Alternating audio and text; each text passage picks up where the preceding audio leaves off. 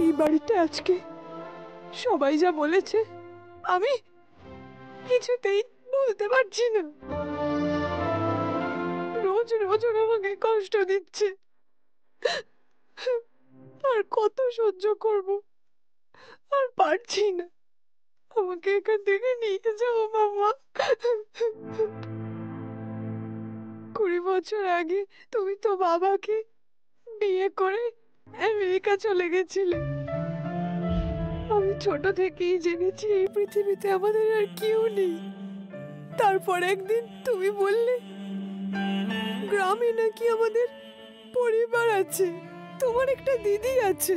তুমি যখন আমাকে ছেড়ে চলে গেলে তখন তুমি আমাকে তোমার দিদির দায়িত্বে রেখে গেলে। কেন এরকম করলে মামা? তোমার দিদিকে আমি কেন মা বলে মেনে নেব? কেন আমি সব সহ্য করে এই গ্রামে থাকবো? আর বাবাও তো এখানে নেই। বাবা আমায় এখানে রেখে চলে গেছে। আমাকে তো এখানে সবাই মিলে মারধর করছে। আমি আর এখানে থাকবো না। আমাকে কেন ওরা মারবে মাম্মা? আমার কষ্টটা বোঝার মতো এখানে কেউ নেই। ওরা সবাই আমাকে ঘেন্না করে মাম্মা। আমাকে রোজ কষ্ট দেয়। আমার পক্ষে এখানে থাকা আর সম্ভব হচ্ছে না। এই পরিবারের কাউকেই আমার নিজের বলে মনে হয় না মাম্মা। আমি যখন চলে যাব ভাবি তোমার কথা মনে পড়ে, কারণ তুমি আমাকে বলেছিলে এখানে থাকতে। কেন এরকম বলেছিলে? তুমি তো আমাকে এঞ্জেল বলতে মাম্মা। তুমি দেখতে পাচ্ছ না তোমার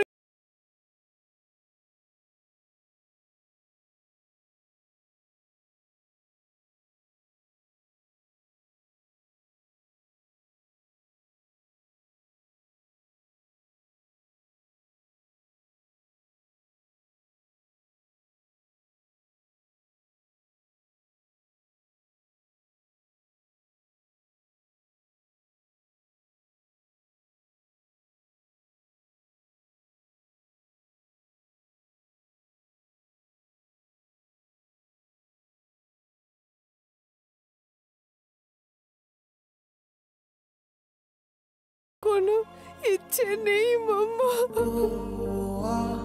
আমি এখানে ওই লোকগুলোর সঙ্গে থাকতে পারবো না। আমাকে নিয়ে যাও মাম্মা, এখান থেকে নিয়ে যাও প্লিজ মাম্মা। আমি তোমার সব কথা শুনবো, কোনো কথার অবাধ্য হবো না। আমাকে নিয়ে যাও প্লিজ মাম্মা। তুমি যা বলবে আমি তাই করবো মাম্মা। মাম্মা, মাম্মা প্লিজ মাম্মা।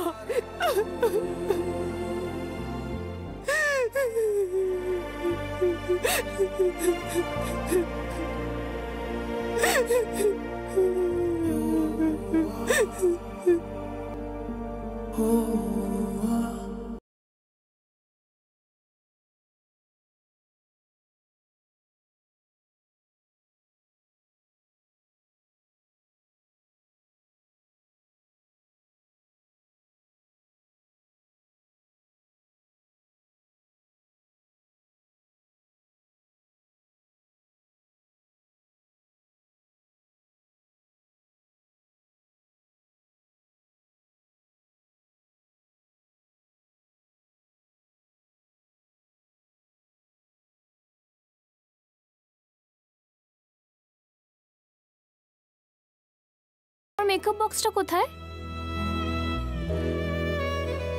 জিজ্ঞেস করছে ওই দিয়ে তুমি কি করবে। ও কখন জিজ্ঞেস করলো? চুপ করে আছে, তার মানে এটাই জিজ্ঞেস করতে চাইছে।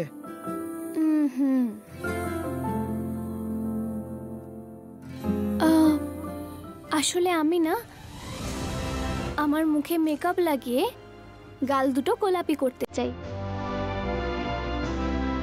আজকাল তোমার মনে এসব বাজে বাজে কথা ঠিক কেন আসছে বলো তো দিদি? তুমি কি আবার নিজের গালে লাল রং করতে চাইছো নাকি? হ্যাঁ, ঠাকুমার সামনে গিয়ে তুমি কিন্তু একটু নাচ করে আসতে পারো, বুঝলে? বেলি ডান্স। ঠিক তারপরেই ঠাকুমা তোমাকে এত জোরে একটা চড় মারবে যে তোমার গাল এমনি এমনি লাল হয়ে যাবে। একবার শুধু মুখটা দেখলেই রামধনুর 7খানা রং দেখতে পাবে। এই দেখ, অয়নে হেসেছে। অয়নে হাসছে, দেখ বিট্টু, তাই না? হ্যাঁ, দেখেছি দেখেছি, হেসেছে হেসেছে। শুধু আমাকে হাসানোর জন্য তোমরা এইসব কথা বলছো, আমি জানি। এখানে শুধু তোমরা দুজন একটু হলেও আমার কথা ভাবো। Thank you so much. American দিদি, এরকম ছোট্ট একটা ব্যাপারে তুমি এত মন খারাপ কেন করছো বলো তো?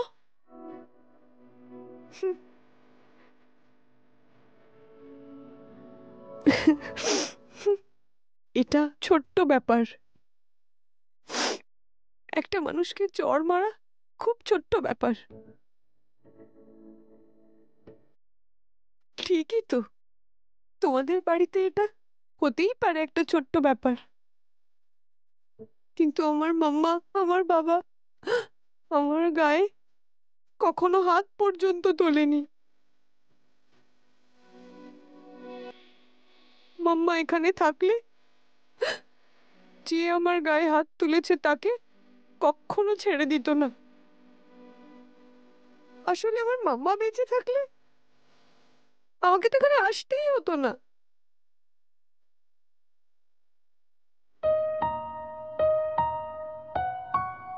অয়না, তোমাকে এভাবে দেখে না খুব খারাপ লাগছে আমার। আমি বুঝতে পারছি যে পরিস্থিতি একদম ঠিক নেই, কিন্তু তাই বলে এভাবে হঠাৎ করে কোনো সিদ্ধান্ত তুমি নিও না অয়না। হ্যাঁ, বাড়িতে কিন্তু সবাই আস্তে আস্তে তোমার উপর ভরসা করতে শুরু করেছে। কিছুদিনের মধ্যেই সবকিছু আবার ঠিক হয়ে যাবে, আমি বলছি তোমাকে।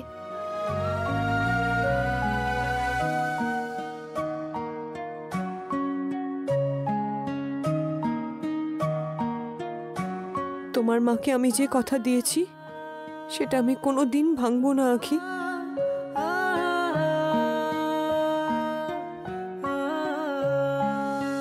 থ্যাংক ইউ সো মাচ আমার খেয়াল রাখার জন্য।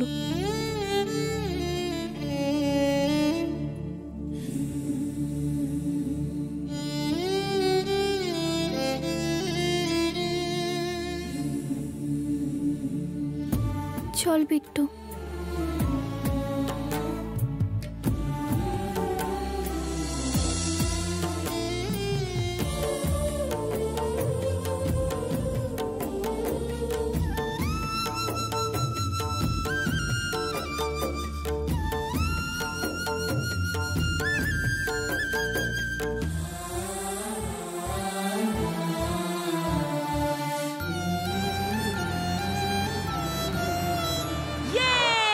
আমাদের বাড়িতে নতুন গাড়ি এসেছে।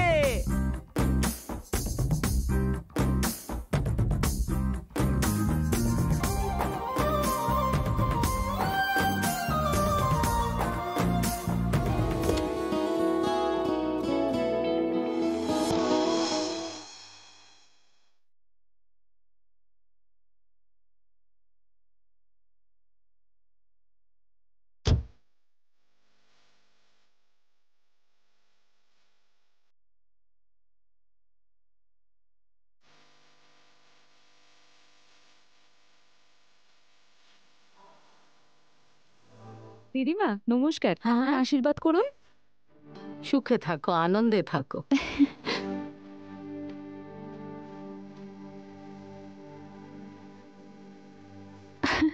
নমস্কার বড় মেশো, হ্যাঁ, নমস্কার। আমাকে আশীর্বাদ ওঠো করুন। মা। আমার মা বলে সবসময় বড়দের পায়ে হাত দিয়ে প্রণাম করা উচিত। সেসব তো ঠিক আছে, কিন্তু আমি তো তোমাকে চিনলাম না। এই মনে হয় চারু। ভালো হতো ওর মাকেও যদি চিনতে। চিনলে কি হতো? সেরকম কিছু না, ওনার থেকে একটু এই ধরনের শিক্ষা পেতে, গুরুজনদের সম্মান করতে শিখতে। আমার গৌরী দিদি আছে না, ও তো আমার গৌরী দিদির মেয়ে। ও হো এ গৌরী দিদির মেয়ে চারু না? হ্যাঁ গো, আসলে এত বছর পরে এলো তাই এখানে কেউ ওকে চিনতে পারছে না।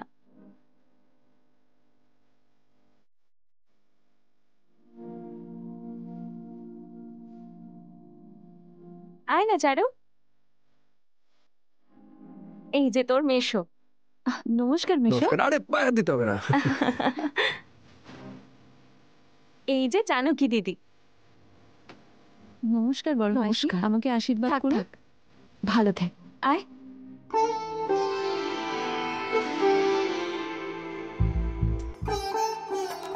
পদ্মা কাকিমা, আমায় আশীর্বাদ করুন। না না, থাক থাক থাক, সব মনে আছে দেখছি, খুব ভালো।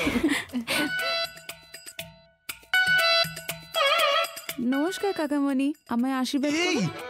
একি আরে না না, আমার স্ত্রী কোনোদিন আমার আশীর্বাদ নেয়নি, তুমি প্রথম। তুমি সুখী হও মা। হ্যাঁ, এই যে জামাই, এতবার বলার দরকার নেই, একবার বললেই যথেষ্ট।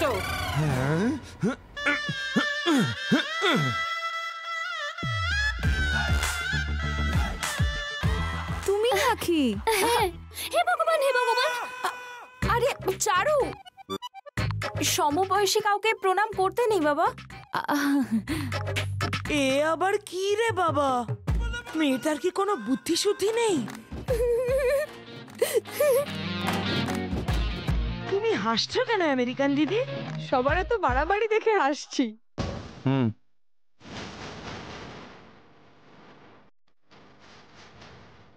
শোনো মা, ও আমাদের বাড়ির অতিথি, ওর যেন কোনো অসুবিধে না হয়, তোমরা সবাই মিলে সেটা ভালো করে খেয়াল রেখো।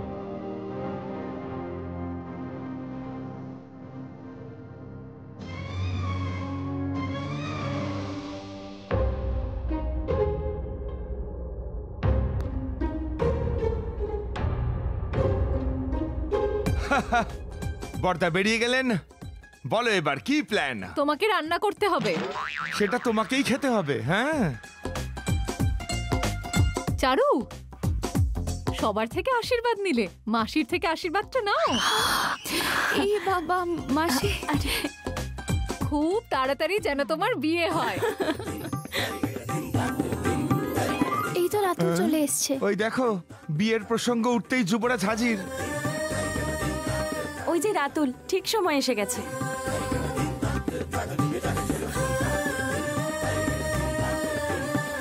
তুমি রাতুল তো? হ্যাঁ। এই আশীর্বাদ করো। Sorry Ratul, sorry. আরে রাতুল, মাথায় ঠোকা লাগলে শিং বেরোয়। শোনো, আরেকবার মাথা ঠুকে নাও, না হলে তোমারও কিন্তু শিং বেরোবে। আমারও শিং বেরোবে? তার মানে আগেও কি কারো শিং বেরিয়েছিল? রাতুলেরই তো শিং বেরিয়েছিল।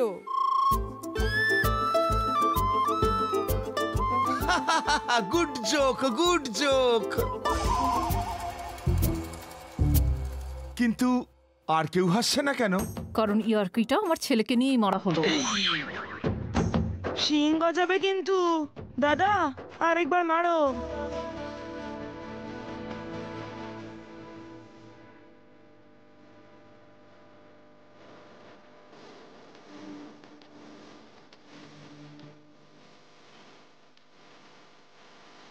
চল এবার ভিতরে চল। মাসি, ওই কি আমেরিকা থেকে এসেছে? হ্যাঁ, অয়না, তুই আয় আয়।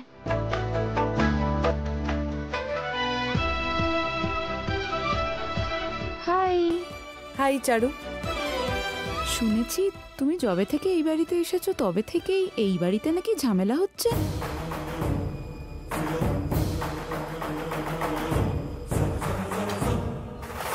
মাসি বলছিল। পার্বতী, আসলে চারু মাঝে মাঝে আমাকে ফোন করতো তো, তখন ভুল করে বলে ফেলেছি। তুমি কি জানো না যে বাড়ির কথা বাইরের লোককে বলতে নেই? বললেই বা কি এমন হবে, ও তো আমাদের আত্মীয়ই হয়। তবে যেই হোক, বাইরের লোক তো বাইরের লোককে সব সময় দেখাবে আমরা সবাই একসাথে ভালো আছি, মনে থাকে যেন কথাটা। দেখেছো তো, তোমার জন্য সবাই আমাদের বাড়ির কথা জানতে পারছে। দেখো, এখানে আমার কোনো দোষ নেই। কেউ যদি বাড়ির কথা অন্যদের বলে বেড়ায়, আমি কি করতে পারি?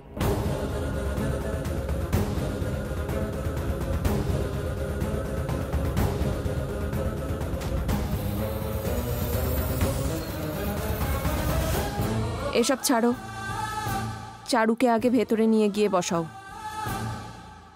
তুমি ভেতরে যাও মা। চল চারু।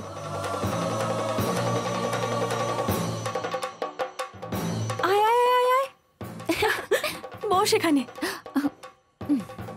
মাসি, বাইরে আমি সবার সাথে ভালো ব্যবহার করেছি তো? বাইরে যখন তুই সবাইকে প্রণাম করছিলিস না, তখন আমার তো মনে হয়েছিল সবাই ধরেই ফেলবে যে তুই অ্যাক্টিং করছিস, কিন্তু জানকী দিদি ছাড়া সবাই বিশ্বাস করেছে। আখির মা কি তাহলে আমার উপর সন্দেহ করবে? সেটা তো আমি এখনই কিছু বলতে পারবো না, কিন্তু কয়েকটা দিন তোকে খুব সাবধানে থাকতে হবে, তা না হলে জানকী দিদি তোর অ্যাক্টিং ধরে ফেলবে। হ্যাঁ, তুমি একদম ভেবো না, আমি জানি কি করতে হবে। এই ডায়মন্ড রিং দিয়ে আমি ওনার মন জয় করে নেব। ওয়াও, খুব চালাক হয়েছিস তো, সব ব্যবস্থা করেই এসেছিস দেখছি। চল চল চল চল চল, এক্ষুনি দিয়ে আসি, চল তাড়াতাড়ি চল। দিদি দিদি দিদি, নমস্কার বড় মাসি। কতবার আর নমস্কার করবে তুমি? আসলে কি বলুন তো, আপনাকে দেখে মনে হয় সাক্ষাৎ দেবী আমার সামনে দাঁড়িয়ে আছে। যতবার নমস্কার করি না কেন কম মনে হয়।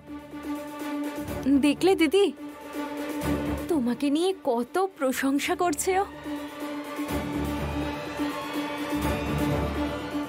হ্যাঁ বড় মাসি, এইটা আমি আপনার জন্য নিয়ে এসেছি। আমার জন্য কেন? আরে না না, আমার যাকে ভালো লাগে তার জন্য আমি উপহার নিয়ে আসি। বল না, কত দাম বল? 1.5 লাখ টাকা। দেখলে দিদি, কত সহজে বলে দিল। আসলে ওর বাড়িতে তো এইটুকু টাকা কোনো ব্যাপারই না, ওরা তো কোটিপতি।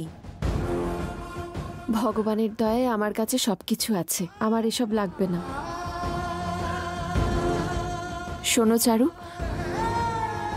আমাকে এসব উপহার দেওয়ার কোনো দরকারই নেই। কোনো ব্যাপার না, তাহলে আমি আপনাকে সোনার বালা দিই। এরকম দামি জিনিস আমি ব্যবহার করি না, আর এত দামি জিনিস আমি কারোর থেকে নিতেও পারবো না।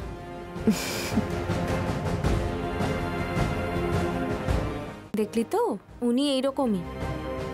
সাক্ষাৎ মা লক্ষ্মীও যদি ওনাকে কিছু দেয় না, তাহলে ওনাকে বসিয়ে পুজো করে কিছু না নিয়েই পাঠিয়ে দেবে। এইসব ছাড়ো মাসি, আগে বলো রাতুলকে কি করে ইমপ্রেস করব? ওটাই তো আমার আসল কাজ, তাই না? হ্যাঁ, সেই কাজেই লেগে পড়িস। চারু, হ্যাঁ চারু, এই নাও জুস খেয়ে নাও। আরে কাকিমা, আপনি কেন কষ্ট করতে গেলেন? এতে কষ্টের কি আছে?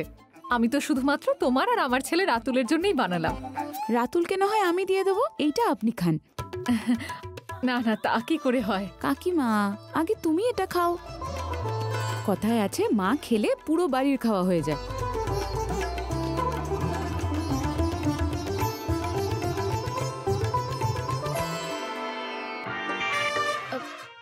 Diamond ring? হ্যাঁ, আমার জন্যে? ধরো তো। Thank you thank you.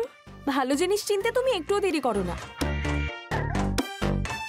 আর ওদিকে জানকী দিদি তো এটা ছুঁয়েও দেখলো না। বৌদির কথা ছাড়ো তো, বৌদির কথায় তার মেয়ে হলো সোনা আর বর হলো হীরের টুকরো, কিন্তু আমি মোটেও ওরকম নই। আপনারা কথা বলুন, আমি না হয় রাতুলকে গিয়ে জুসটা দিয়ে আসছি। হ্যাঁ, বাগানে আছে হয়তো। ঠিক আছে। দেখো এটা কি সুন্দর। হ্যাঁ, চলো দিদি, তোমার সঙ্গে কথা আছে।